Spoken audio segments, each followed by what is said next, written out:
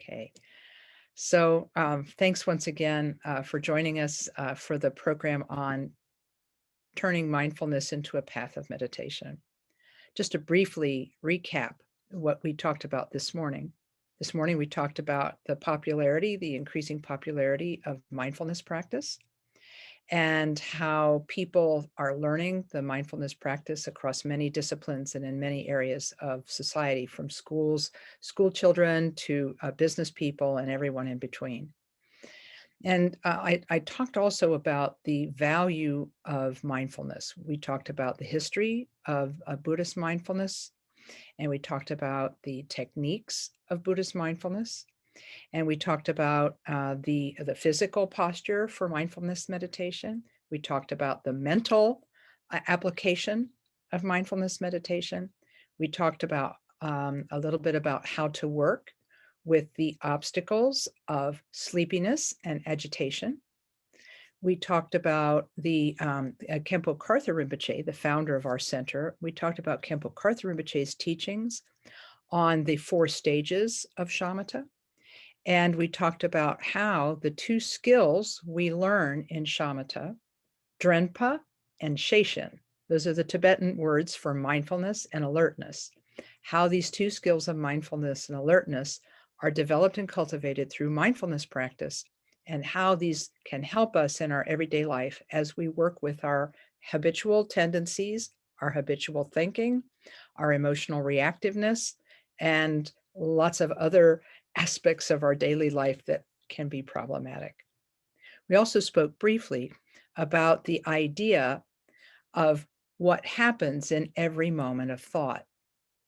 What happens in every moment of thought. And I recalled for you the teaching of Mingyur Rinpoche, who said that even though people mostly talk about rebirth, Tibetan Buddhists don't talk about reincarnation, we talk about rebirth. Most people think that rebirth happens only at the end of one's physical life, and in the in-between, or bardo, between this life and the future life, that most people think that rebirth consists of passing away from this life, going through a bardo, and then being reborn in another life.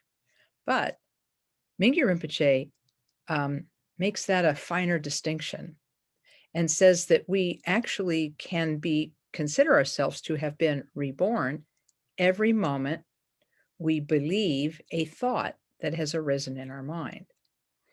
It's when a thought arises in our mind and we adopt that thought and take hold of that thought and say, yes, that thought is true, that thought is me.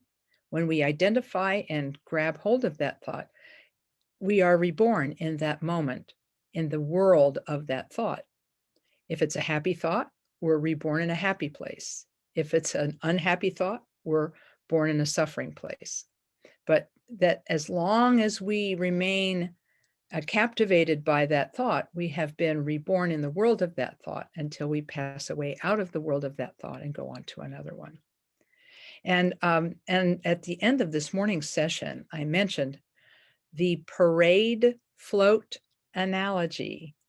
And this was an analogy taught by one of my dear friends in Dharma, Bradley Butters, who was a meditation instructor at Columbus KTC for many years, and who passed away a number of years ago from cancer. Before his death, his teachings at Columbus KTC to new meditators were very popular because he was able to use beautiful little examples to help people understand principles. And so this idea of being reborn in every moment, he used the analogy of a parade. As a parade passes by, we see what are called floats, the little wheeled creations that depict scenes from stories or music or whatever. And so these floats, these decorated carts pass by one after another after another. And Bradley said that if we are properly applying our mindfulness and alertness, that we can be an observer of the parade. just watching the appearances of the world, of the appearances of the floats go by.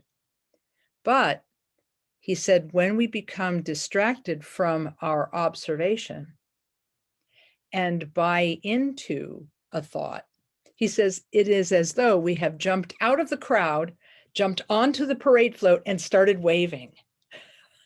He said, we have at that moment taken on the story of the thought and identified with it. So that was his analogy. And I thought it was a very apt analogy that when we are sitting quietly in meditation and observing the breath and practicing the touch and let go method of working with distractions, thoughts, and so on that arise while we're meditating. You remember that technique from this morning? When you start meditating, you start with a short period of attentiveness that is then followed by a period of mental wandering. And that the way to interrupt the mental wandering is to take hold of the thought. You can even label it thinking. You drop the thought, it disappears, and then you return your attention to the breath with gentleness for a fresh start. This touch, let go, and return technique is really the backbone of meditation practice. It's what gives us the two tools of mindfulness and alertness. Mindfulness is the idea of sticking with the technique, and alertness is what alerts us to noticing when that period of attentiveness has given way to a period of wandering. And so our goal as beginning meditators is to lengthen the period of attentiveness by a few seconds and shorten the period of discursiveness or wandering by a few seconds. And then gradually this gets bigger. This period of attentiveness gets larger and the periods of wandering get shorter. And so this technique of being able to touch a thought, let it go, and return is really going to be with us for the rest of our careers as meditators. We are always going to apply this method. And applying this method is the beginning of what is called lojong, or thought transformation. Lojong, or thought transformation, the word lo means mind, and the word jong means training. So mind training is the second stage of practice in the Tibetan Buddhist tradition. First, we work with mindfulness and alertness. Then we progress into mind training. And what are we training the mind in? Well, we're training the mind in something called bodhicitta. Bodhi means awakening. Citta means mind. So the mind of awakening is the mind that wants to awaken from the, I guess you could call it the sleep of ignorance, the sleep of not knowing that one's thoughts, words, and actions create one's experience. As meditators, we've seen how meditating, observing the breath, or observing a visual object, how attentiveness, training our attentiveness allows us to deactivate our discursiveness and busyness, how it gives us some internal space and rest, and how it shows us that our thoughts are discontinuous, because those thoughts we notice in meditation and let go of do disappear, showing their true nature, which is impermanent. Now, some people like to use the word emptiness to describe the nature of thoughts, and that's a fine word. But I tend to agree with His Eminence Taisita Rinpoche, who prefers to use the word limitless instead of the word emptiness. Yes, that thought is empty of solidity, it's empty of materiality, but it's also limitless. The mind is without limiting characteristics. It's without a color, a shape, a location, a beginning, or end. But it's really hard for us as beginning meditators to approach the idea of thoughts being empty in their nature. So for now, we'll be satisfied with being able to let them go and watch them disappear. But we don't just let go in the training of mindfulness. We actually begin to adopt. We're not just about letting go, we're about adopting what is worthwhile. In Khenpo Karthar Rinpoche's book, Excellent at the Beginning, he says that as meditators, we need to learn what to abandon and what to embrace. So what we are abandoning are mental afflictions and discursiveness and so on. And what we're embracing are positive states of mind. And bodhicitta is one such positive state of mind. And how do we do this? We do this by training in the opposite of the cause of suffering. Remember from this morning when we talked about the Four Noble Truths and how suffering was part of life, how suffering had a cause, had a solution, and a path? Well, under that second topic, the topic of the cause of suffering, remember the Buddha said that suffering comes from clinging and fixation. We cling to people, situations, ideas, and we also cling to our self-concept. We cling to it and become self-centered. And becoming self-centered, we act, think, and speak in ways that are self-centered. And that just causes more grasping, more clinging, and more suffering. And so in shamatha meditation or in tranquility meditation, we learn to let go of all of these. But in bodhicitta meditation, we learn to take hold of one thing, and that one thing is love and compassion. Now you might think, well, if we're learning how to let go of thoughts, how does taking hold of specific thoughts help us? Aren't you just replacing one bad thing with another bad thing? One thought with another thought, one idea with another idea? And the answer is yes and no. When Khenpo Karthar Rinpoche was asked a question similar to this, he said, right now, we are limited individuals. We are not yet enlightened. So we have to know to let go of self-centeredness, but take hold of bodhicitta.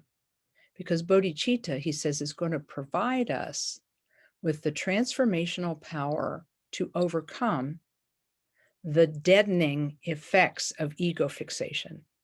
Because everyone knows that when we're practicing ego fixation, we feel a lot of anger, we feel a lot of attachment, we feel a lot of bewilderment.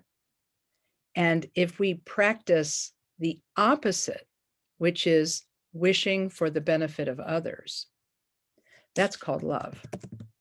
Love is wishing for others to be happy. And compassion is wishing for others to be free of suffering. And it starts as a wish. I know that sounds childish. Only little children have wishes. I wish for a pony, or I wish for world peace, both of which are unlikely. But it's not just a wish. In fact, the Buddha called it aspiration bodhicitta.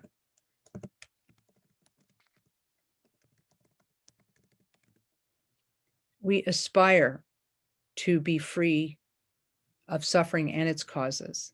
And we aspire this for ourselves as well as for others. And so that is how our practice of bodhicitta begins, with a wish. And because we have trained in Drenpa and Sheishin, remember our friends, mindfulness and alertness. Because we have trained in mindfulness and alertness, we can hold that wish. Do you remember sometime in the past, maybe somebody used the phrase to you, hold that thought. You just hold on to that thought.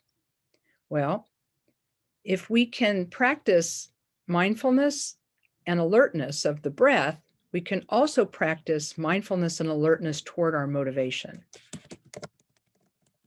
And if our selfish motivation is the cause of our suffering, that means an unselfish motivation is the cause of happiness. And so if we can use our mindfulness to hold the thought of wishing to benefit beings, and hold it from the moment we awaken in the morning until the moment we go to sleep at night. And we use our alertness to alert us when we are no longer wishing for the benefit of beings. Then we'll really be able to take our training off of the meditation seat and into our everyday life. This is really important because in the modern world, we're very busy. We don't have a lot of time to sit and meditate. And we can't be meditating all the time. But if, when we get off our meditation seat, we are attempting, because that's how it all starts. It starts as an attempt to hold the wish to be of benefit to beings, holding that wish of being beneficial to beings, even though we're going to forget it 99% of the day. That 1% of the day when we can actually hold on with our mindfulness and alertness to bodhicitta, that aspiration bodhicitta of wishing to benefit others, we're going to benefit. Even if we can just do it 1% of the day. For that 1%, we will be transformed. Because remember what Mingyur Rinpoche said about taking rebirth in every moment. If we're taking rebirth in a moment of me, my way or the highway, that's the world we're living in. But if we take rebirth in the world of I wish for the benefit of beings, that's the world we'll be living in for that next few moments of time. And the more we can live in that world, the more we can nurture that aspiration. Not only will we be doing me less and less, we will actually begin to feel differently. And as my friends in 12-step like to say, if you want to make a big change in your life, sometimes you have to fake it till you make it. So even though nurturing a wish may seem like a childlike thing, it's actually a bodhisattva type thing. Nurturing the wish to benefit others can give birth to so many things. Khenpo Karthar Rinpoche, in one of his teachings a few years ago, he said that if we can just hold that wish to be of benefit to beings as we walk through our day. For example, we go into an interaction with someone. We don't know what's going to happen. It could be a good interaction. It could be a bad interaction.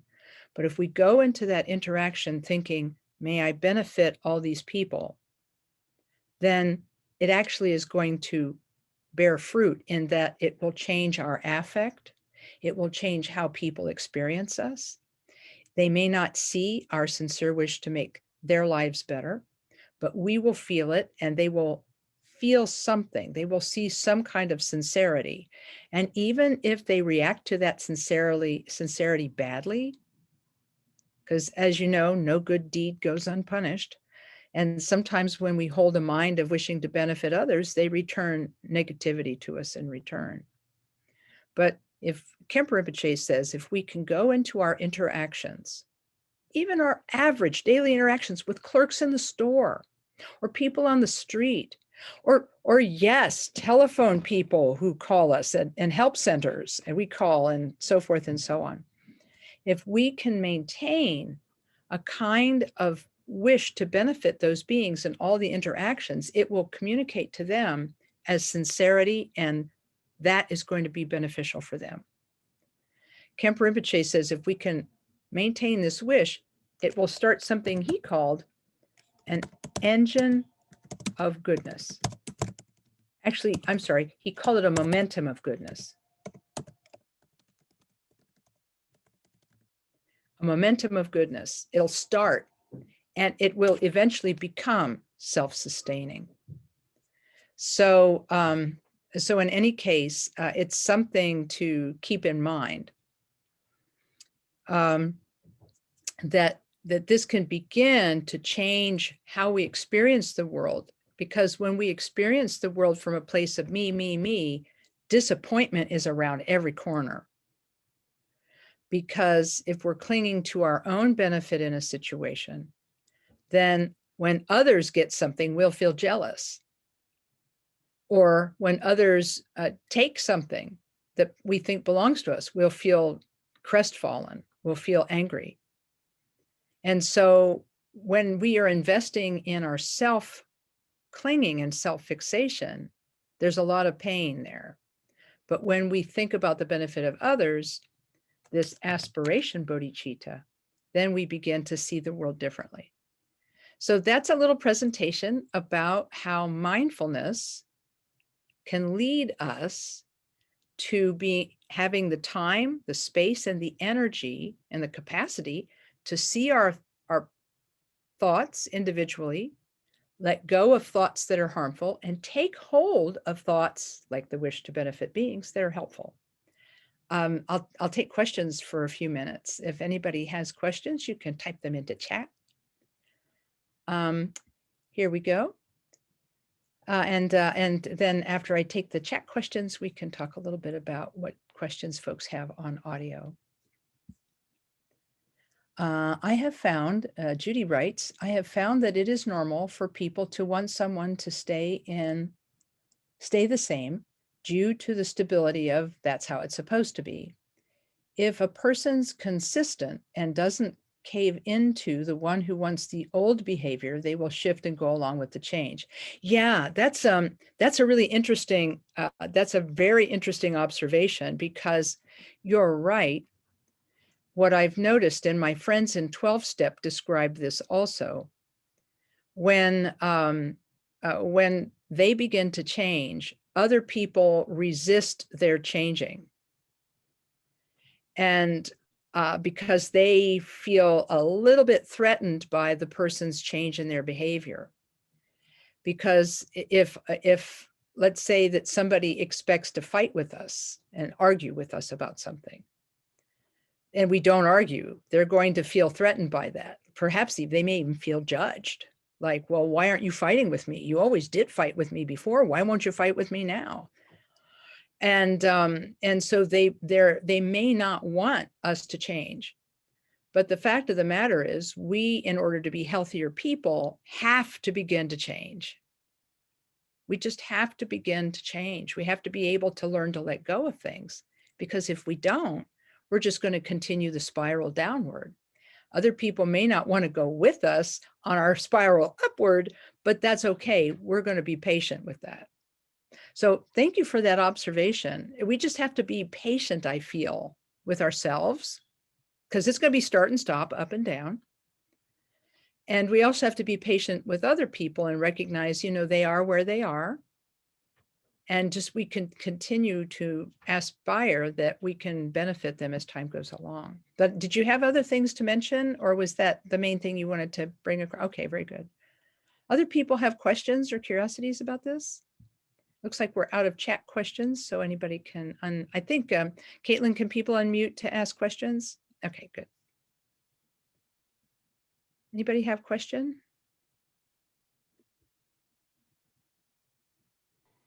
I have a question. Yes. My name is Wolf. This is the first time that I've attended a Columbus KTC event. My mom Kim and I are watching. We live in Athens, Ohio. But what does one do with empathetic suffering, where we suffer because of the knowledge of another one suffering? That could be an animal or another human being who's in suffering, and empathy for that causes us distress. Right. I get what you're saying. One of the things that, as you remember, this morning, we were talking about how the Buddha, when he first started teaching about the mind, he talked about mental events. Instead of putting a hierarchy, placing emotions and feelings higher or lower, he said all of these things are mental events. Well, that's all well and good, but when we're feeling those mental events, they can really hurt sometimes. So I completely understand your question. One of the things we can do when we feel this empathetic suffering and we feel that pang because of what somebody else's is, we observe their suffering, you could use the mindfulness technique that we talked about this morning, which is breathing in and breathing out and becoming aware of your breath as it comes in and goes out. And then there's another practice, though, that you can use, and this is called metta. What you can do is that when you see somebody else suffering, you can, from your side, imagine flowing from you to them love, compassion, goodness. You can just imagine goodness flowing to them from you because you're using your imagination in a creative way. You're creating a thought that replaces the thought of, oh, I can't help them. I feel helpless. Because I think that's where a lot of empathetic suffering is difficult, is complicated for us. It would be great if we had empathetic suffering and we felt okay about it. But most of the time when we have this empathetic suffering, it's because we feel powerless to help them. But if we can use our imagination and imagine that we send love to them through metta, this could be a way of, at least with our intention, sending the wish and the intention to them that they be free from suffering. But I'm not 100% sure that addresses your question, Wolf. Did I get close to your question, or is there more? I mean, I think that's a good answer. It's difficult because there's also the question, can we help alleviate the suffering or not? Of course, I mean, the best solution is if we're distressed by another suffering is we help them. But if we can't help them, that does make sense that rather than dwelling on the helplessness, that we focus on something we can do, which is to at least, to at least wish them well, to pray, to send positive energy. I suppose that is maybe that still helps on a metaphysical level somehow. Mhm. My teacher said yes. Kemba Karthar Rinpoche was asked about this because, a lot of people say, well, why do Buddhists even bother to pray? I mean, I get like wise guys, who come to Dharma talks and say like, hey, there's no God in Buddhism. So like, why do y'all pray? It's like, that doesn't make any sense.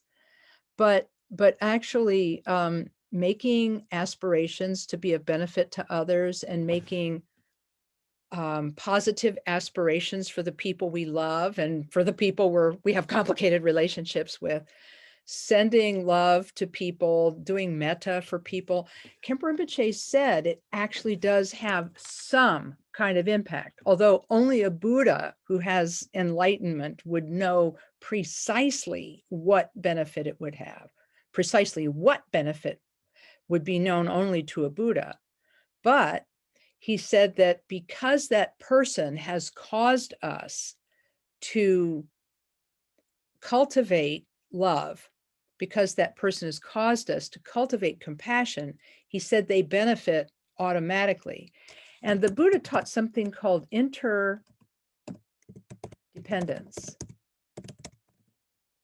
He said all things are connected, all things are interdependent. And because of this interconnection and interdependence, when I imagine sending goodness to others, there actually is something going in their direction. What it is, or the amount of benefit, or the type of benefit, it's hard to say. But at the very least, we are cultivating something beneficial, and that will add to our capacity in the future to benefit beings. Does that make sense? Yes, that does. Thank you. Okay, yeah. And the next technique that I'm going to talk about will also address your question. So the first answer is, even if all we can do is send love, even if that's all that we have the skill to do, it's better than going down a drain of hopelessness thinking we can't do anything.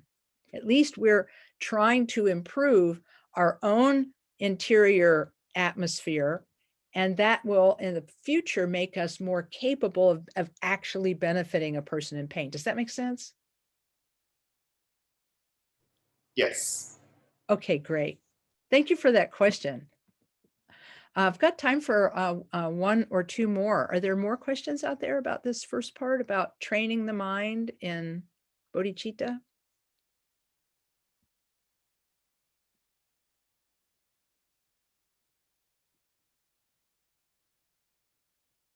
Okay. Well, then what we'll do next is we will do a short session of quiet sitting meditation. And then during this session of quiet sitting, I will lead a very brief metta meditation that comes from a publication by the Dalai Lama. And this will give you an idea of how this works. Our mini session of meditation will start with a little bit of breath awareness meditation. And then after that, I'll ring my little gong and then read to you from the Dalai Lama's instructions on metta meditation. And then we'll do a little bit of that, and that will conclude that session. So we'll start with the physical preparation for mindfulness, placing our body in the posture that we spoke about this morning, and the position of ease, and then forming the mental intention that we're going to be of benefit to others through our meditation, taking one deep breath to start with, and breathing out, and then allowing our attention to rest on the breath as it comes in and goes out.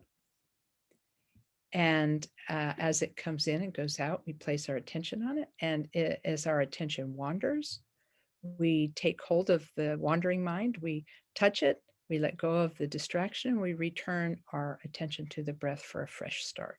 So we'll do that for just a few minutes.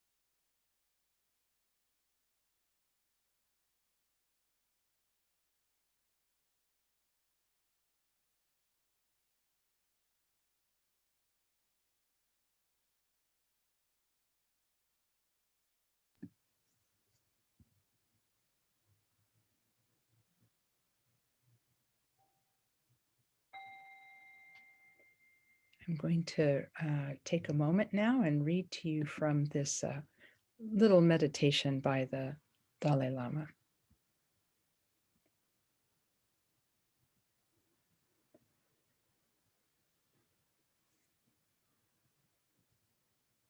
Now that we're sitting and meditating, we've quieted our mind just a little bit. He said, take a few minutes. And as you breathe in, he said, think about cherishing yourself and wishing happiness for yourself.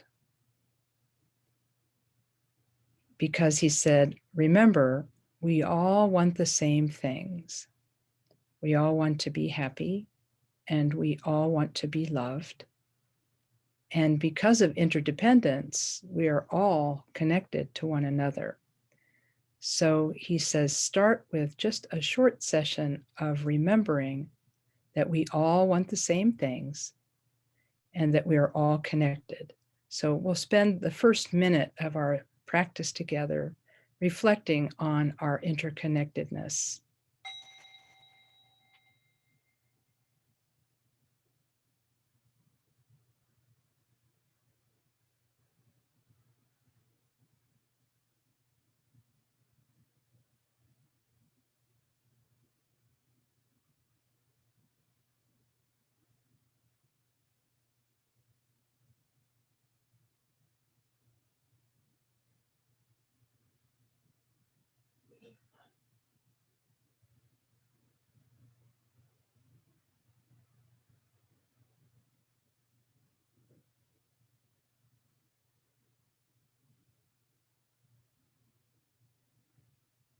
The next phase of the practice is wishing well for ourself. And so for the next minute or so, we're going to make the inner aspiration, may I be free of suffering, may I be happy, and may I be well. And we'll just take a moment or so to think about that. Wishing happiness for ourselves.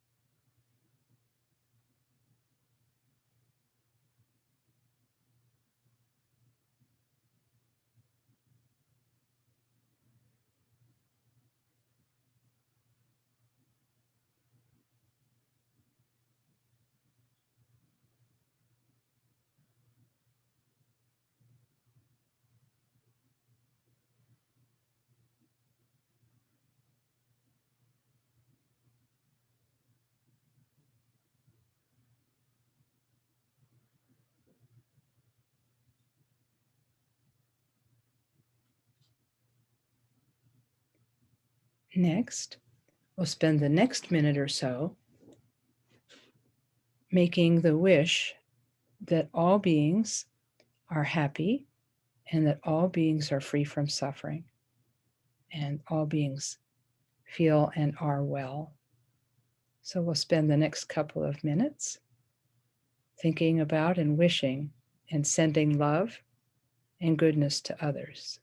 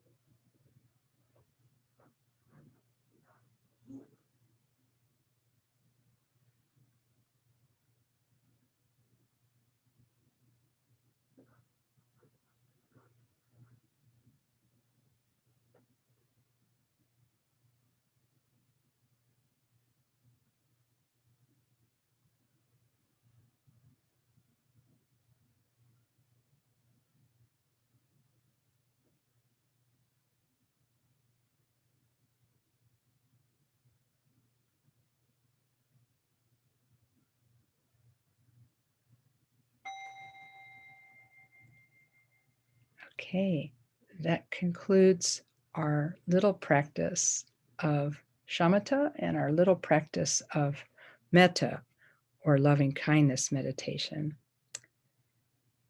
So the Dalai Lama, in his commentary on this, says that once you've done this and extended this love and cherishing to all beings, he says during the day, after you get up from your little loving kindness meditation, he said, try to extend that attitude of cherishing. And he says, to everyone you meet. Now, this may not be easy in all circumstances, but it's worth a try. He says, practice cherishing the simplest people that you meet, clerks, assistants, and so forth, as well as the so-called important people in your life. Cherish the people you like and also the people you dislike. And then he said, continue this practice no matter what happens or what anyone says or does. And of course, that last part, I think, is for us the most challenging part. And so the Dalai Lama said that this thought of wishing for the benefit of others is very simple, but it's also inspiring and it's powerful and helpful. And he said that you can do it without words, just allowing yourself to feel the love and appreciation that already exists in your heart. And I think this is a really powerful practice that all of us can do. And those of you who are familiar with the artist known as Mr. Rogers, who passed away a number of years ago, he would frequently end his public lectures by asking people to sit in silence for a few minutes with him and feel gratitude for all of the people that he said have loved you into existence.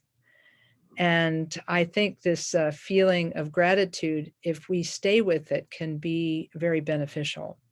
And in fact, those of you who were with us during the Center of Science and Industry, our Columbus Science Museum's Science Festival presentation, I know a Buddhist center gave a science presentation. Yeah, it was interesting. We did this back in May with Dr. Julie Brzezinski Lewis, who is a brain scientist who's part of the university, West Virginia University. And she talked about how there's a lot of science behind mindfulness meditation, that when we practice mindfulness meditation, our physical and mental health can improve. But she said if we do metta, or loving kindness meditation, our situation improves even more. She said people feel more well-being when they practice cherishing others. And not only that, it has been shown scientifically that people who are practicing this style of meditation actually begin to not just think, but act in ways that are non-harmful to others and are ways that are beneficial to others. So as you think, so it becomes. That's from the Dhammapada, the sayings of the Buddha. He said, we are what we think. All that we are arises with our thoughts, and with our thoughts, we make the world. And so I think that because of this, that what we do with training our mind in love is a very powerful thing. So we have just a couple of minutes before the top of the hour. Did anybody have any remaining questions before we take our break? You can type them into chat or speak them into your microphone.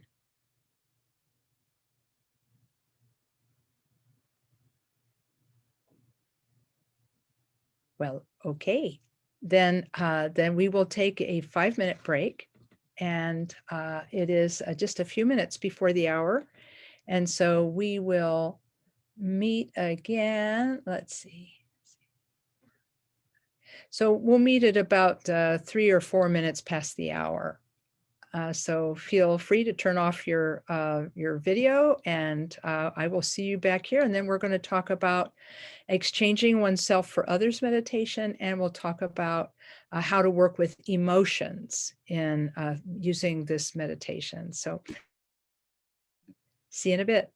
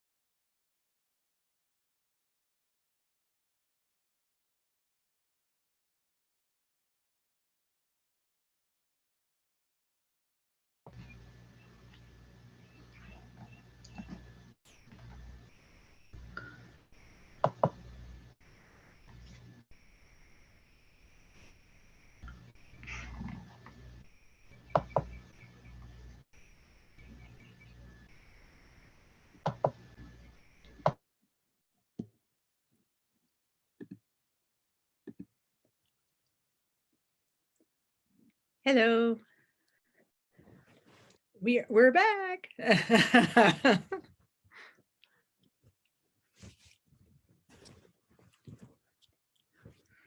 All right. Thank you for the break. I always feel a little better after getting up, walking around a little bit. So appreciate that. Okay. And I apologize for not turning off the recording during the break, but I think folks will know to fast forward when they get to that part. Okay.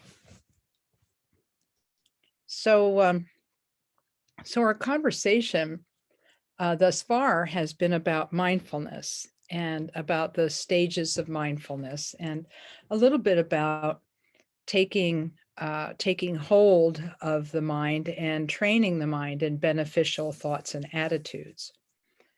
And now I'd like to turn my attention to our final topic of the day, which is taking mindfulness and turning it into a path of compassion. When we first start practicing mindfulness, it is mainly for ourselves.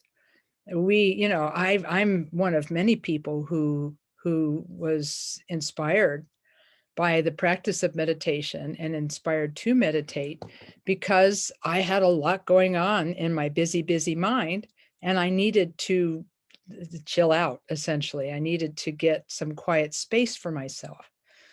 And I think that when we do that, we're actually doing a really positive and good thing for ourselves. And Khenpo Karthar Rinpoche described this once. He said, when we start out meditating, he said, we struggle with so many thoughts and feelings and emotions. And he said, it takes us a while to get used to the techniques. He said, but after a while, he said, our technique gets better and better.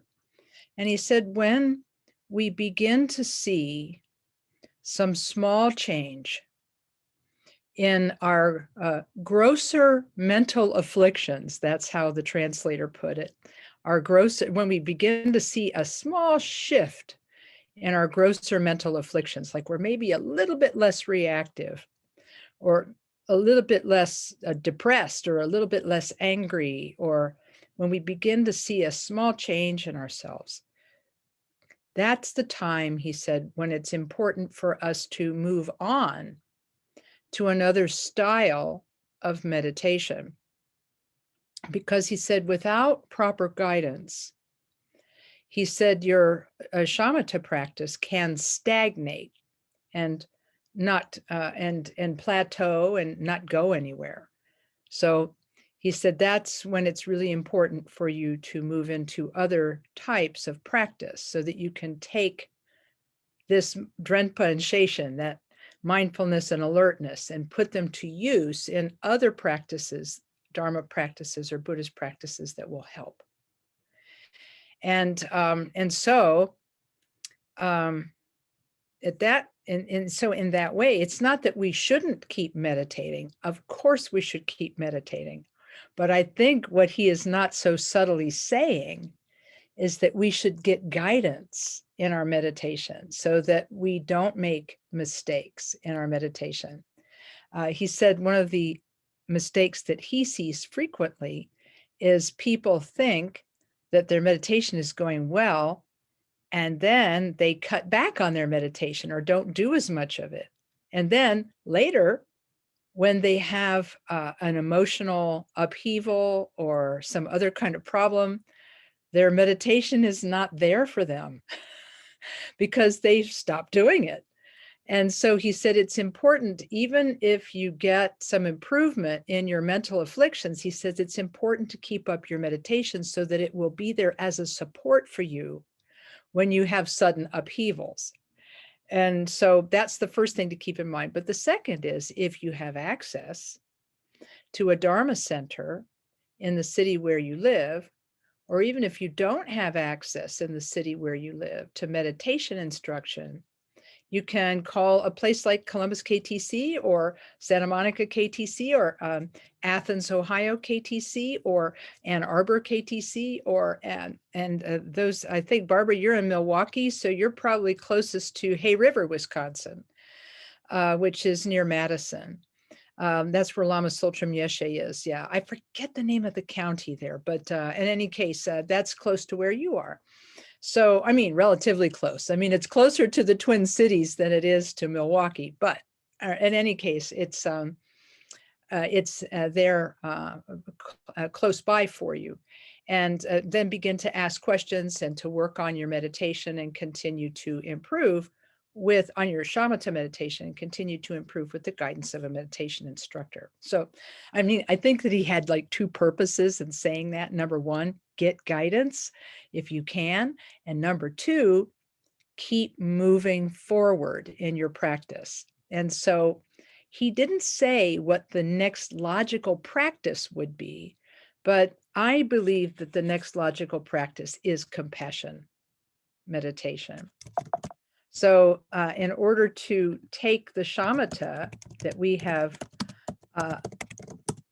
learned and to take it farther, the next practice for me would be compassion meditation. Now, you know, we spoke this earlier about loving kindness or metta meditation, where we imagine sending goodness to others. But compassion meditation is a little different. It consists of two parts. On the out breath, we think that we send goodness to others, just like metta. But on the in breath, we think that we remove from beings their suffering. We think that we actually remove their suffering. And as we breathe out, we give goodness. And as we breathe in, we remove suffering. And this is called sending and taking. Or sometimes it's called sending and receiving. And sometimes it's just called by the Tibetan name Tonglen. Tong means to send, Len means to take. And in this, by doing this particular meditation, we're engaging two things. We're not just engaging the mind that wishes to benefit beings.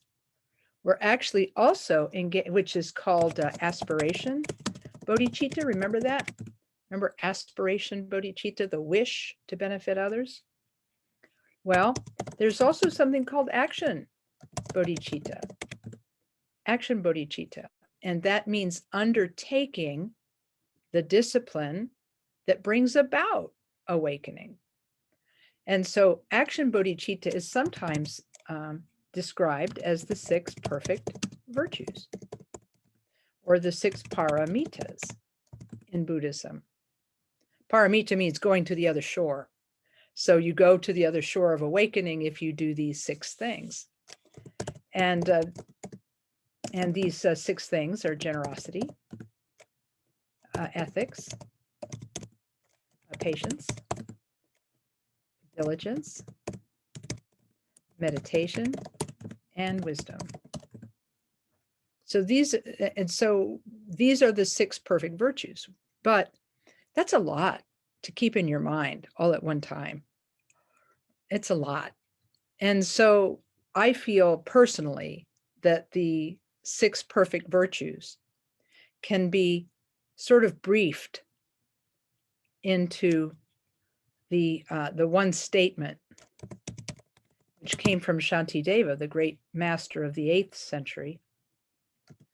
He called it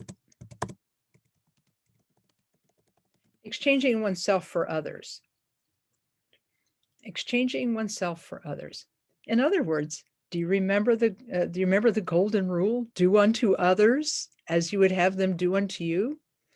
Do you remember the saying, you don't know another person until you've walked a mile in his or her shoes? And put yourself in the other person's place.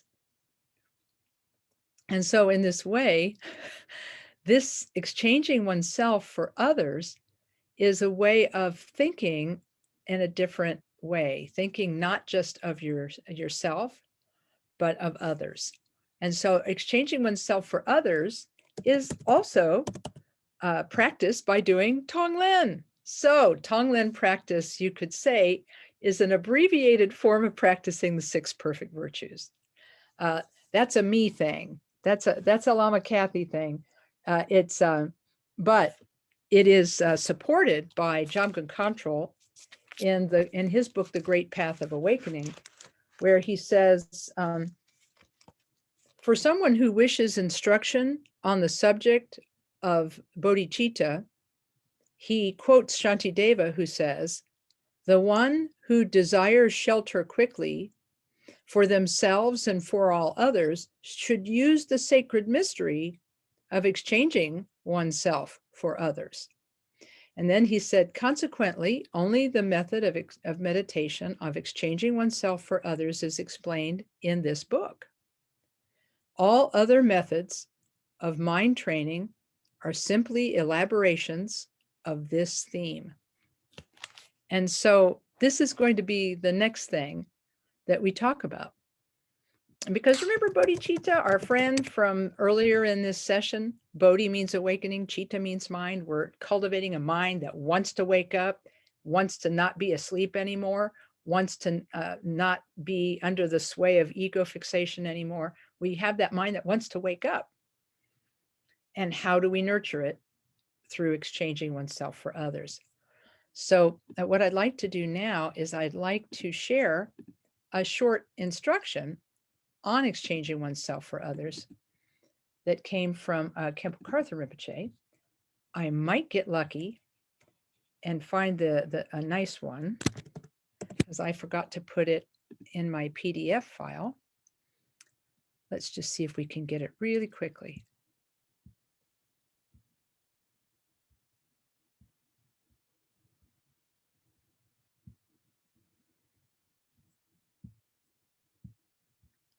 Yeah.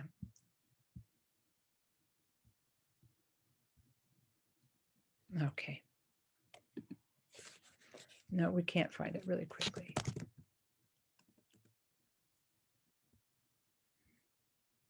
Oh, too bad. If I had had it queued up, it would have been a little easier.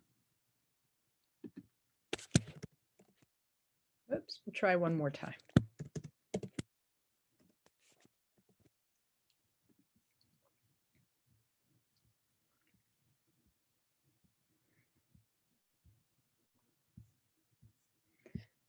Okay.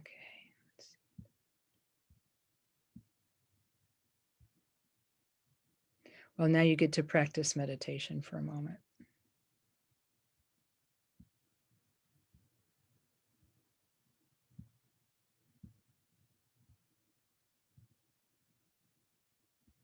Okie doke. I found it. Okay, so I'm going to do a little screen sharing now and walk you through a short instruction on how to exchange oneself for others. Those of you who have Khenpo Karthar Rinpoche's book Dharma Paths will recognize this. This is page 118, page 119 in the book. See if I can make the print a little bigger for everyone. So Khenpo Rinpoche says, in addition to gaining an intellectual understanding of bodhicitta from the teachings, it's also important to have a practical experience of bodhicitta. To that end, there's the meditation called sending and receiving that can help you develop this enlightened attitude. When you do this short meditation, yes, he wants it to be short. First, sit in meditation posture, relaxing your body and sitting rather comfortably. Then breathe normally, following the natural course of your breath.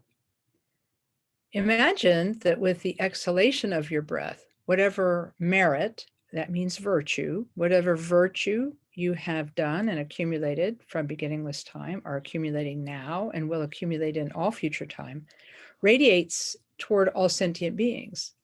So he's comparing it here, just when the sun shines, the rays of light radiate toward all places. I think of the sun coming over the horizon at dawn and illuminating the landscape. Just as this happens, so with your exhalation, these positive qualities radiate. bringing happiness, well-being, comfort, health, and longevity to all beings without discrimination. So the sun shines on all beings endlessly and without discrimination. It doesn't say, I'm going to shine on you, but not on you. The sun indiscriminately shines on all beings. So that's the first part. That's the sending, or the sending part of the meditation. Now for the taking, or the exchanging. He says, then when you inhale, imagine that you're inhaling all of the suffering, confusion, sickness, turmoil, and conflict of sentient beings. All the suffering and turmoil of sentient beings merges with you, and this uproots the suffering and confusion of sentient beings. Now, this is not easy for people to imagine, and he doesn't talk about it a lot, but even as you read it, you might think, well, that's kind of hardcore. That's really, that's tough stuff. I don't know if I could do that. Well, if we think we can't do it, that's understandable. But then he helps us a little bit with his next instruction. Because of the strength of bodhicitta, the power of your sincere attitude of wanting to benefit beings, as soon as the suffering merges with you, it dissolves into nothing and disappears.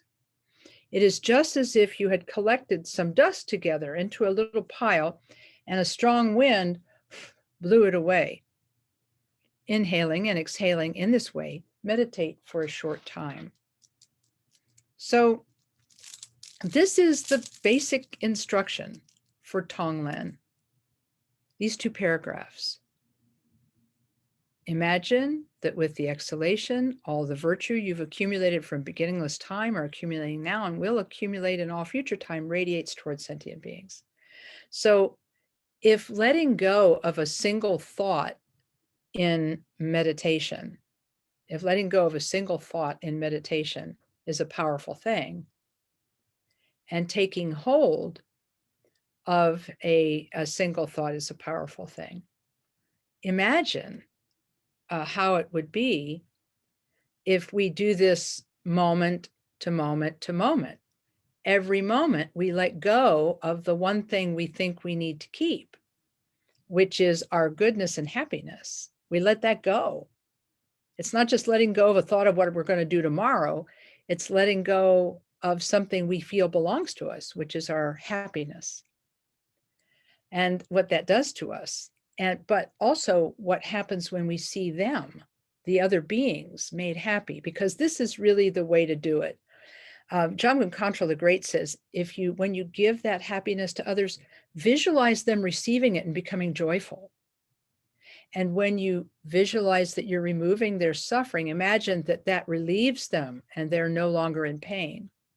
So he says, this is Jangmen Khantrul, he says, try to engender a feeling of joy as you give your goodness away, and try to engender a feeling of joy when you remove the suffering from others. By the way, I see that someone is in the waiting room. Could someone check on our friend in the waiting room? I just now see this.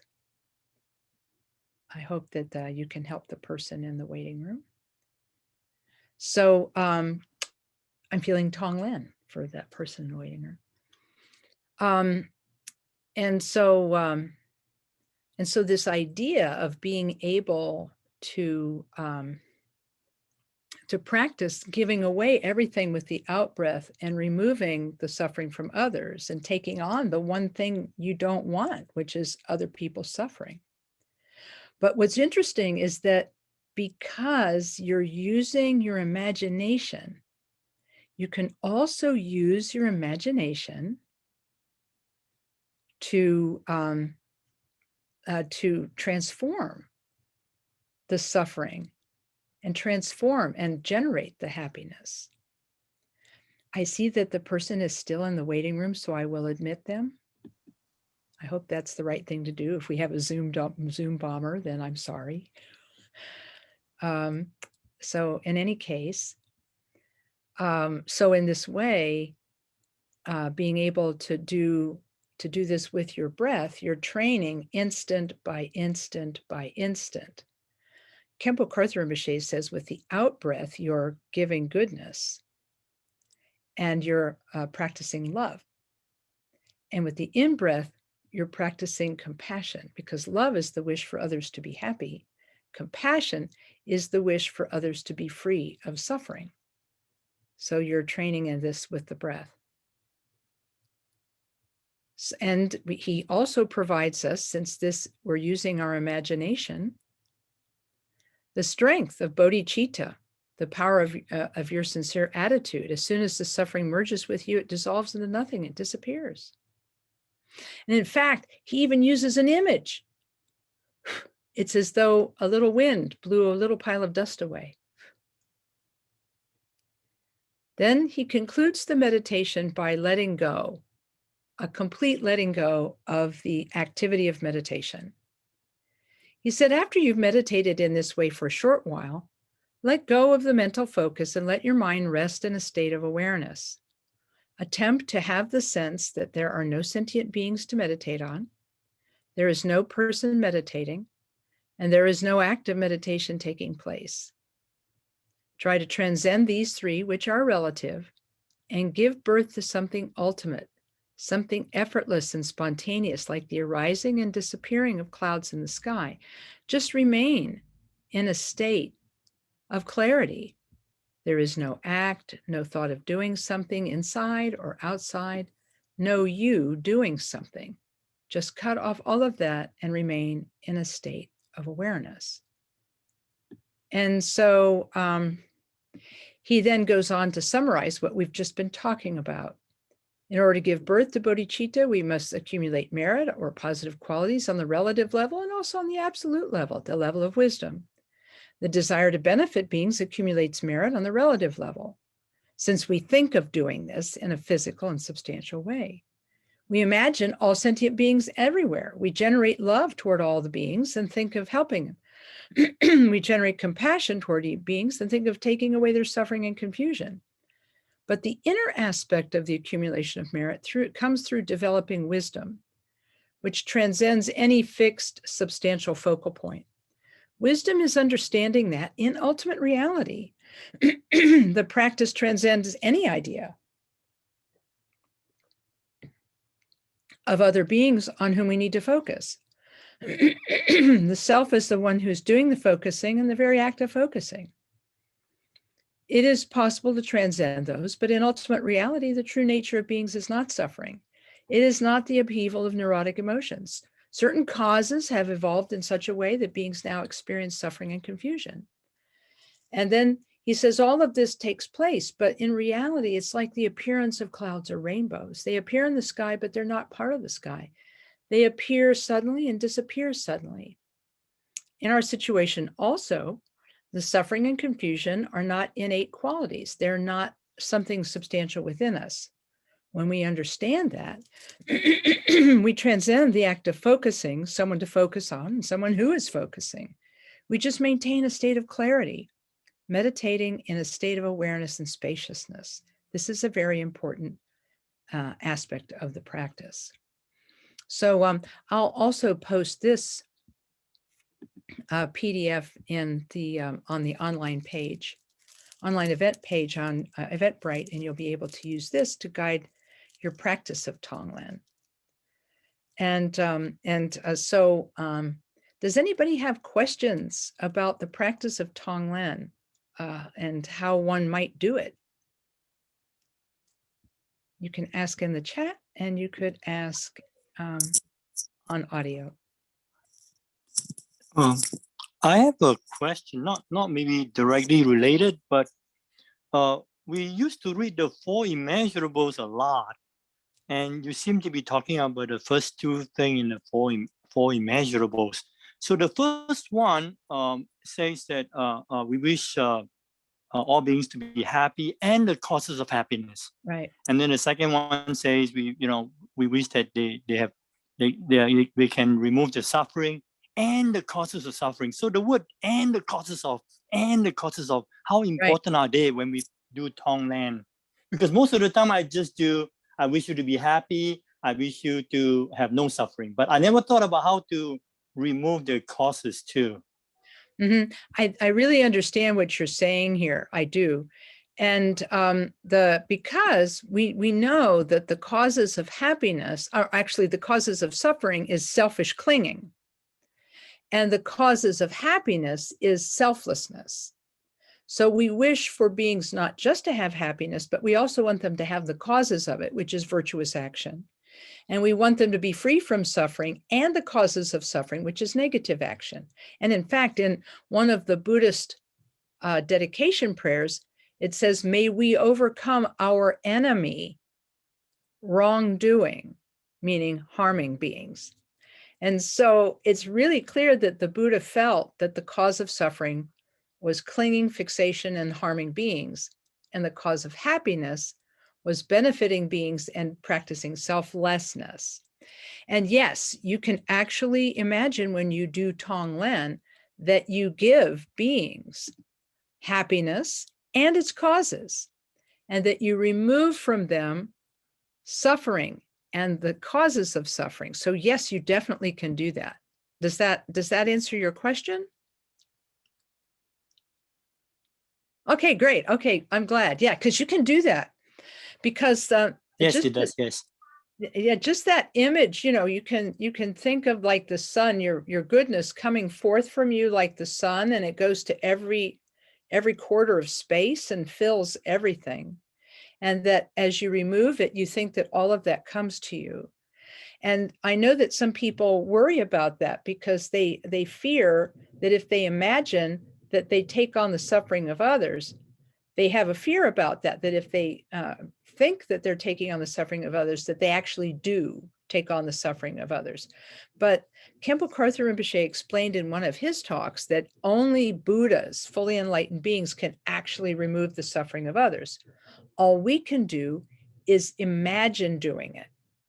And by imagining it, it doesn't really happen.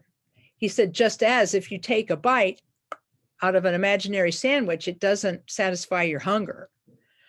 He said, in that same way, if you take in this imaginary suffering, nothing is really harming you. So I hope that helps. And I see, Barbara, you have a question too. Oh, you'll have to unmute. Sorry. Yeah, sorry. Sorry about that. I guess, I don't know, maybe it's a question, maybe it's a comment, but in reading that, I realized that I do Tonglen a lot, and sometimes it's sort of directed at the whole world. Mm-hmm. But other times I might focus on an event like the Florida condos collapsing and people affected by that. Yeah. But I realized in this wording here that I don't really think about me, that I'm giving my happiness or my joy to them. I think of it in a more collective happiness. I'm wishing them happiness, but I don't think of it as depleting mine. Or where when I'm reading this, I thought, oh, that's interesting, because I think of it in a more collective sense. I think I understand, but I think I'm missing something. Well, you say when you imagine that you give them happiness in a collective way? Yeah, like the happiness, not just my happiness, but the happiness that exists. Oh, okay. Yeah. No, I get it. Yeah. Oh, okay. Yeah. I can't say that that's wrong. I can't say that that's wrong because it doesn't feel like it's wrong. The only way you might be falling into an error by doing that is if you think that by giving away all of the world's happiness that you get to keep yours. Oh, okay. I mean, that's the only way I can see that attitude going wrong, is if like, okay, I'm going to keep this little bit of happiness for myself and the rest of y'all share, but you see what I'm saying? It's like, part of what Rinpoche says is so freeing about this is that we're giving away the one thing we want to keep, which is our merit and our happiness. And we're giving away the one thing we want to keep, and we're taking on the one thing we don't want, which is all their stuff, which is all sentient beings suffering. you see? And that's, he said, how we train our attitude to be more loving. So as long as you're not giving the world's happiness to other beings so that you can keep some for yourself, then you're all right. No, and I think that makes sense, and I'll probably always think of it different now, just having that wording presented. I So, know. Isn't that interesting? I've started sharing actual words from Dharma paths, and it has helped me so much in teaching Tonglen. I'm sorry, I interrupted you. Did you have? oh no, I'm you interrupted me at the right spot. Oh, okay. But yes, that makes sense. It'll give me a different perspective on what I'm doing.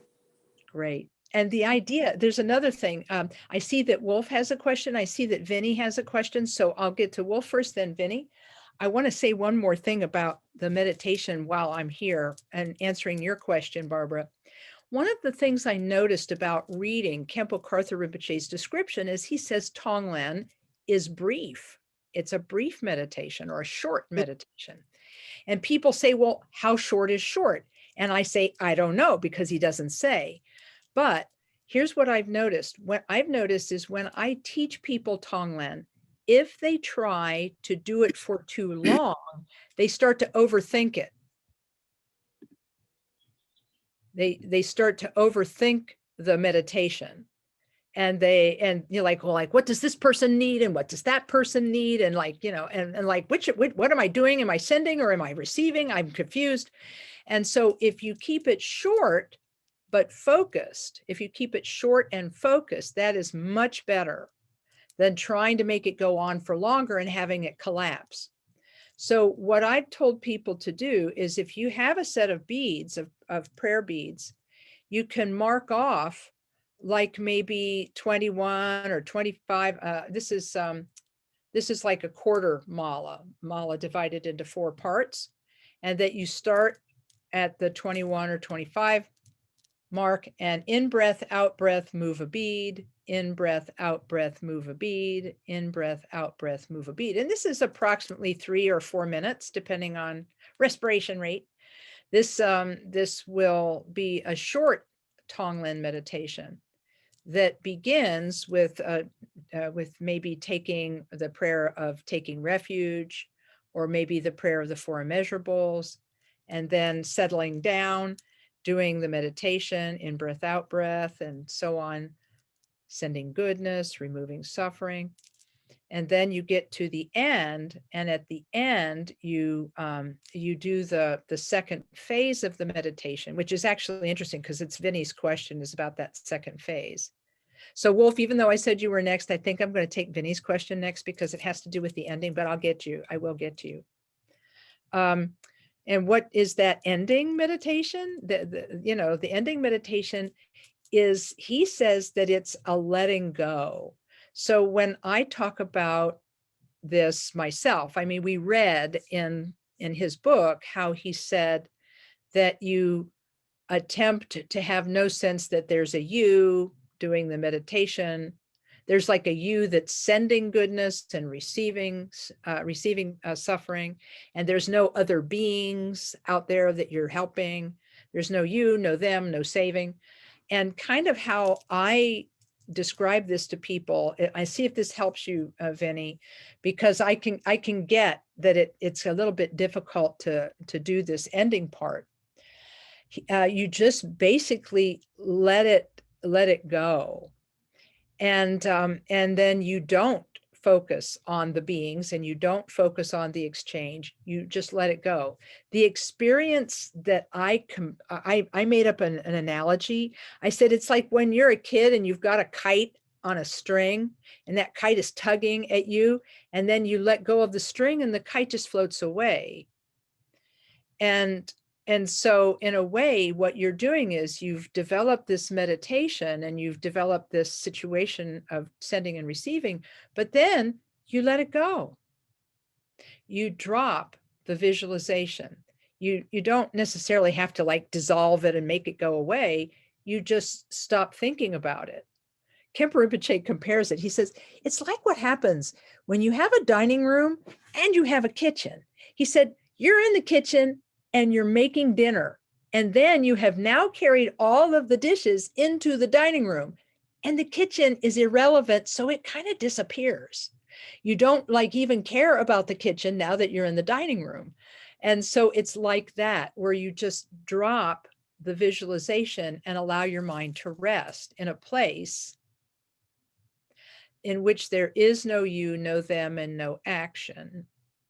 And this may only manifest for you as a brief moment of mental quiet, where your mind is just quiet without thought for 1 second, 2 seconds, 3 seconds, and then suddenly you start thinking again. But, or 4 or 5 or 10, you just allow your mind to rest without object, without thinking of subject or object. You just let your mind rest for as long as it naturally rests. And then you dedicate the merit of your session to all sentient beings. And then, because it was a short meditation, if you've got time, just go back and do the whole thing again. And I call it a cycle of Tonglen.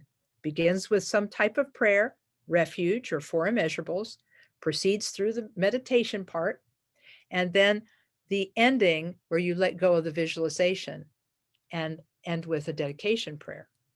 And so that's like one cycle of Tonglen. It could be 5 minutes long. And if you have time, just do another one. And in that way, your practice will be fresh. Your practice of Tonglen will be fresh and will be embraced with a lot of virtue, because you'll do a dedication at the beginning and a dedication at the end. Kind of nice. Let's take a quick look and see if that answered Vinny's question. Let's see. I hope, did that work for you, Vinny? Vinny may, oh yeah, he's here. Okay. Okay, you can, yeah, okay. Just let me know. And if it worked, great. And if it didn't work, you can ask a follow-up. Oh, I see, there it is. Got it. Okay, thank you. And so before I move on to Kyla's and John's question, let's get Wolf's question.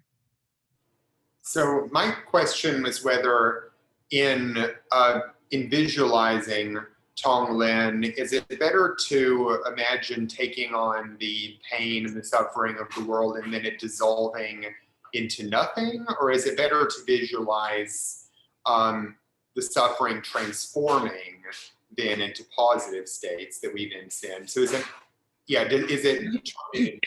or is it transformed?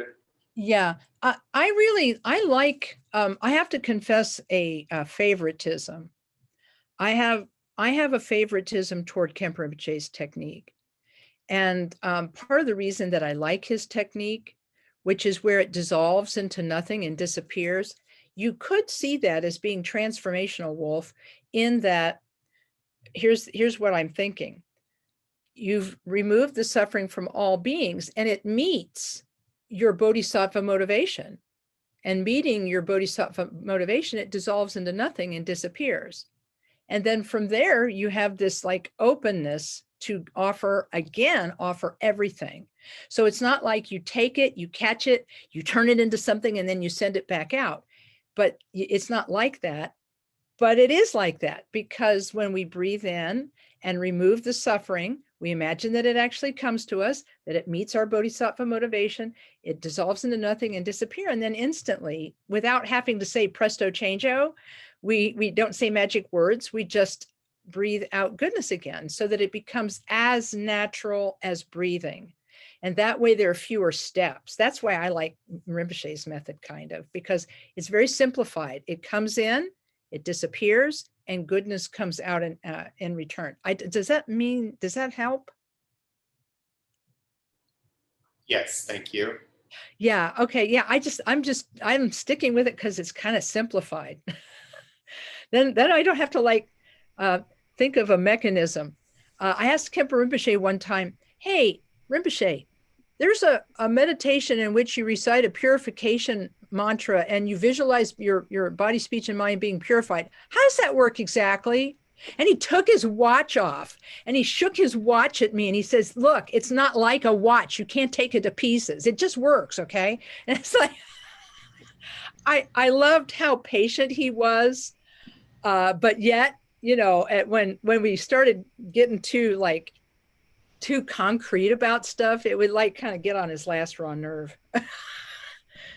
For me, it's maybe a little bit the reverse in that it's easier for me personally to visualize the suffering transforming into goodness, because to me it's like physics. Energy can't be matter and energy can't be created or destroyed. It can only be transformed. So maybe like how each person's mind works, which one's easy to visualize.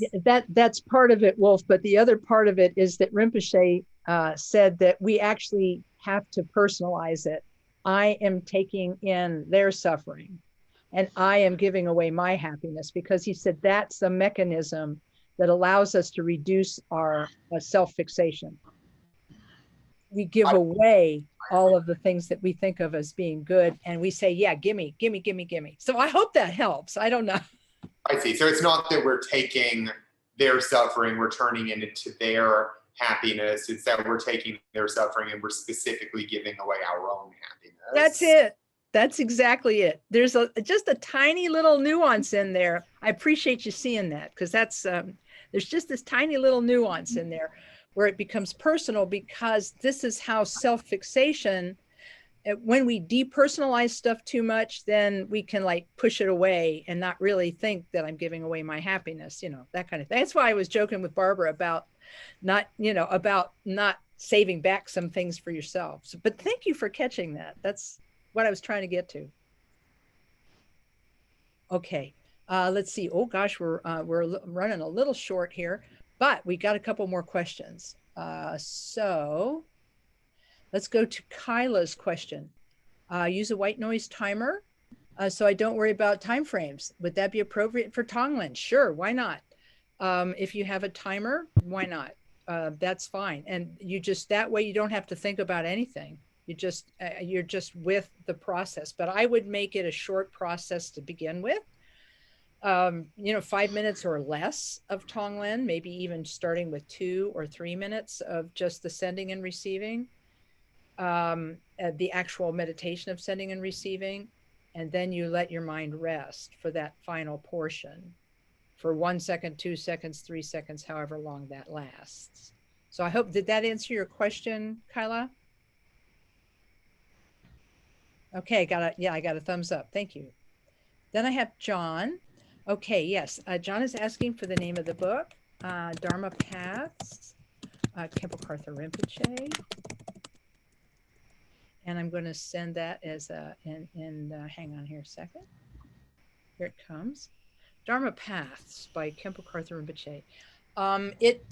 It was published by Snow Lion back in the day, and I believe that all of those are imprints of Shambhala now, I think, but I could be wrong about that. And any other questions? Sally also had a question a little earlier in the chat. Oh, sure. I'm sorry I missed it. Can you point me to that? Yeah. It says, sometime in doing Tonglen, I feel the pressure of so many people and places, and feeling frustrated, have to stop and clear my mind. Do you have any suggestions? Oh, yeah. Yeah, I understand the overwhelmingness of it. And I think that that's kind of, that is a factor for folks, because we start out, we're not enlightened beings. I mean, we're not enlightened beings yet, right? So since we're not enlightened beings, we have limitations. And our limitations can be physical, like I can only sit for a certain period of time because my body hurts if I sit too long. Or it could be sort of this kind of emotional, psychological, complex of like, it's so overwhelming to think about the sufferings of all beings. And so there could be lots of reasons why it's not an easy thing to do. So what you might try to do is again, stay with a short period of time, maybe only 2 minutes or 3 minutes, and do just the sending part. And don't worry about the taking part, just do the sending part for a while. Just only pay attention to the out breath. Only give out goodness to all sentient beings. And then after you've done that for 2 or 3 minutes, then rest your mind in that emptiness, of letting go of the visualization. That is probably going to be a good beginning for you. And then over time, it's possible that you'll be able to, again, for a very short period of time, imagine removing the suffering from all beings. But another thing that you could try is try just doing the sending first. And then if you want to try taking, start by thinking about yourself and imagine that you are removing your own suffering, and that as you breathe out, you're giving yourself healing. And then the in breath, you're removing your own suffering. Out breath, you're giving yourself healing. And do that for a minute or 2 minutes, and then let go. And because in that way, you can work on your own feelings of being overwhelmed. I breathe in my feelings of being overwhelmed. I breathe out healing to myself. I breathe in my feelings of being overwhelmed. I breathe out goodness to myself and capacity and healing.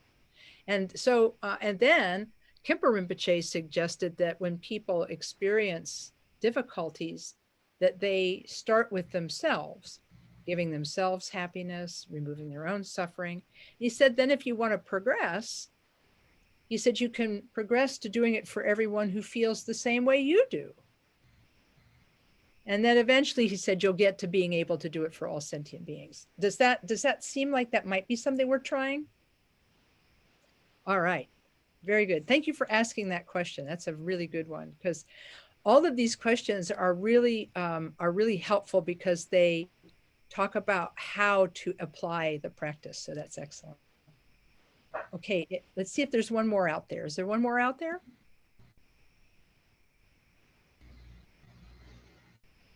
Okay. Well, then I'm going to sort of wrap up a little bit here by talking about the what you can do when you are not actively meditating and actively doing this kind of practice. There is actually a practice that you can do while you're in your everyday life, a Tonglen for everyday life. And I will see if I can find it. Let's see.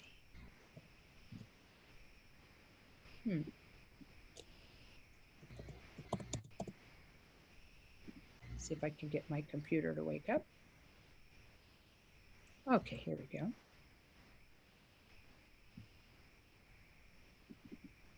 All right. All right, there's I'm gonna do a little screen share and show you a method that I've come to use and rely on. This is taught in the book, another book I like to recommend to people about Tonglen. Oops, let's see, that's the wrong one. I have the wrong thing here. Let's see if I can find the right thing. Yeah, there we go. A book I like to recommend is called The Great Path of Awakening. And I'll type it into chat. Oops, my chat window disappeared, so I apologize. I'll have to do that later. And there are 2 books that are really, really useful. Khenpo Karthar Rinpoche, his book Dharma Paths is a good book. Great Path of Awakening is a good book. And this book, it's called The 7-Point Mind Training, is a good book. And it's available online for free from Rinpoche.com, RINPOCHE.com. You navigate to the Teachings tab, and under Teachings, you go to Trungpa Rinpoche, and then you click on 7-Point Mind Training. The other thing you can do is go to our favorite search engine, whichever that might be, and type in the 7 points of mind training. And the PDF for this, the free PDF, will probably pop up for you. Okay. Now, this is something that I call practicing Tonglen in the moment. Like, what do you do if you're feeling angry? What do you do if you're feeling sad? Well, I tell people to use this formula. When faced with pain, suffering, adverse circumstances, or mental affliction, take a moment to identify how you're feeling. Like, identify it, give it a name. I'm feeling angry, or I'm feeling sad. And then use this formula based on the Lojong teachings of Jamgon Control. And it's a fill in the blank. May my difficult emotion, it could be anger, it could be sadness, contain the difficult emotion of all sentient beings. By my working through this moment of difficult emotion, may I and all beings be free of it. And may we all become Buddhas, the complete freedom from this difficult emotion. And if we can practice this with whatever afflictive state arises, with illness, injury, negative attitudes, thoughts, and so on, if we can practice it with that, then we'll be able to use whatever is happening in our mind. And you can also practice this when you make mistakes. I have friends who tell me, oh, when I make a mistake, I just give myself such a hard time. You can think, all beings make mistakes. May my mistake contain the mistakes of all sentient beings. By my going through this, may I and all beings, may I and all beings be free of mistakes. May we all attain Buddhahood. And when you're feeling happy and comfortable, imagine that your happiness flows out of you and benefits all beings. Think, may all beings have happiness just like this, and may we all become Buddhas, the complete stainless happiness. And I'll also post this on, I'll post all of the little PDFs and links and so forth to the online page. And we'll send it in an email to all of you tomorrow. Anyone who's registered will receive this email, so watch for it. Now, people say, well, how can I think to do this? This is a lot of words. How can I remember all these words? That's a bunch. Well, what I tell people to do is to keep a copy of this at their practice seat and read it out loud to themselves once a day. And if you read this out loud to yourself once a day, in about 6 months, 3 months minimum, 6 months maximum, it's actually going to come to you when you need it. Some people write it on a piece of paper, put it in their pocket, put it on their desk, stick it to their mirror, and they read it more than once a day, by which method you'll be able to internalize it a lot more easily. So it's by the good old human repetition. Human beings learn stuff through repetition. And if we repeat it every day to ourselves, we'll begin to use it. And the reason I like this so much is because it gives us something to do with how we're feeling.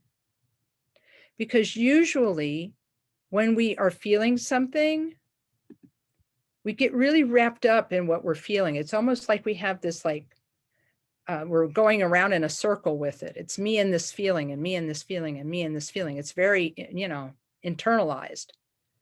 But when we say, it's like a flywheel, it just keeps going. But when we identify the feeling, it's like we put a stick in the flywheel and stop it. And then we start turning it in the opposite direction. Instead of saying, I'm sad, I'm sad, I'm sad, I'm miserable, I'm miserable, I'm miserable, we say, wait a minute, I am feeling misery, and by my going through this, may I and all beings be free of it, and may we become Buddhas. It's like we take a different action. And this is where the real transformation starts happening.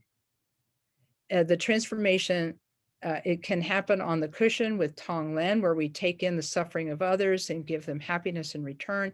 But the real transformation begins to happen when we feel our own negative mental afflictions and can use this formula to transform them into an aspiration for goodness. So we've taken the raw material of our negativity, the raw material of our anger, the raw material of our sadness, the raw material of our jealousy, and so on. We've taken that raw material and we've decided to change it into something else and change it into an aspiration. May I and all beings be free. And by being able to do this, this means that even when we're feeling bad, we can practice. We don't have to wait until we feel good again to practice. We can practice with the state of mind we have right now. And that is incredibly powerful. Because I know a lot of people who come to Dharma because they need to chill out and not think so much.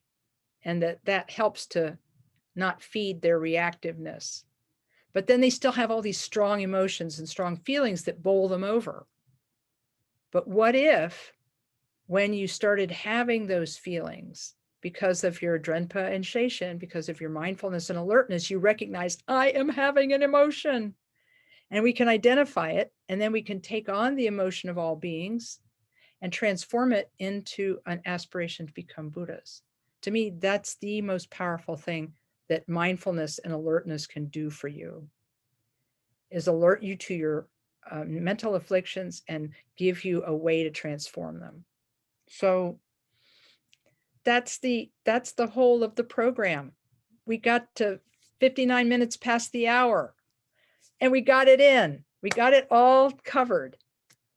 And if it was a little quick in some places and a little slow, yeah, Kyla, yeah, it was a little quick in some places and a little slow in others. That's extemporaneous speaking. Sorry, but my hope is that if you watch this again and if you refer to the publications that I'm going to share, that this will help you train. And as you train, hopefully things will improve for you. Because of time, I want to respect people's time and not hold you over too long, but if you don't mind, I'd like to see if there are any remaining questions. I had hoped we could stop with a meditation, but I wasn't able to get a meditation plugged into this part. But does anybody have any last questions as we get ready to roll?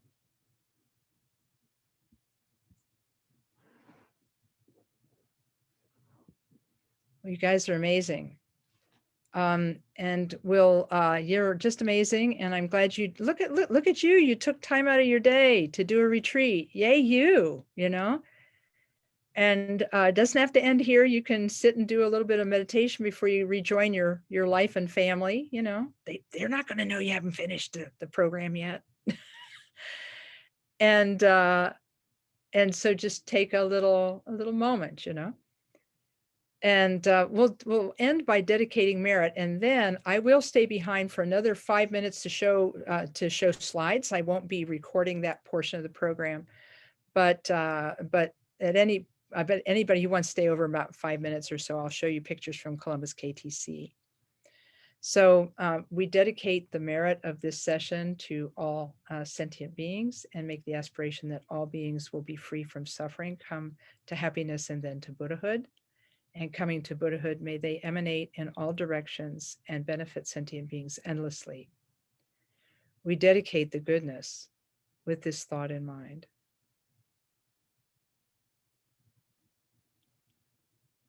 Thank you, guys. Fantastic to see all of you today. I'm going to stop the recording now. So, Om Mani Padme Hum.